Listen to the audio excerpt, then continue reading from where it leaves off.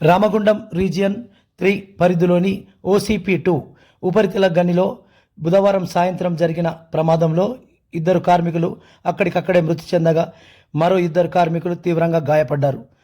మృతి చెందిన కార్మికులను ఫిట్టర్ ఉప్పు వెంకటేశ్వర్లు, జనరల్ మజ్దూర్ విద్యాసాగర్లుగా గుర్తించారు. OCP2 ఉపరితల గనిలో క్వారీలోని సౌత్ కోల్ ఏరియాలో సైడ్ వాల్ లోపల పైప్ లీకేజ్ అరికట్టే పనులు నిర్వర్తిస్తుండగా ఓపెన్ కాస్ట్ మట్టి ఒక్కసారిగా కూలింది. దీంతో అక్కడ విధులు నిర్వహిస్తున్న కార్మికులు 2 అక్కడికక్కడికి మృతి చెందగా మరో 2 తీవ్రంగా గాయపడ్డారు. ఉపరితల గనుల్లో ప్రమాదాలకు అవకాశం తక్కువగా ఉన్నప్పటికీ అధికారులు సరైన రక్షణ చర్యలు చేపట్టకపోవడం వల్లనే ప్రమాదం జరగడానికి కారణమని కార్మిక సంఘాలు ఆరోపిస్తున్నాయి.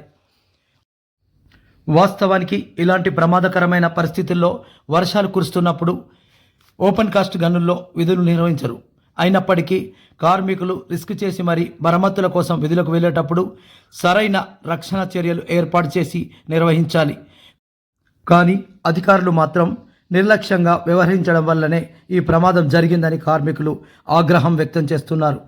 మృతి చెందిన కార్మికుల కుటుంబాలకు న్యాయం జరిగేలా చూడాలి. ఈ సంఘటనకు కారణమైన అధికారులపై కఠిన చర్యలు తీసుకోవాలని, మరోసారి ఇలాంటి ఘటనలు జరగకుండా సరైన రక్షణ చర్యలు ఏర్పాటు చేయాలని కార్మిక సంఘాలు డిమాండ్ చేశాయి.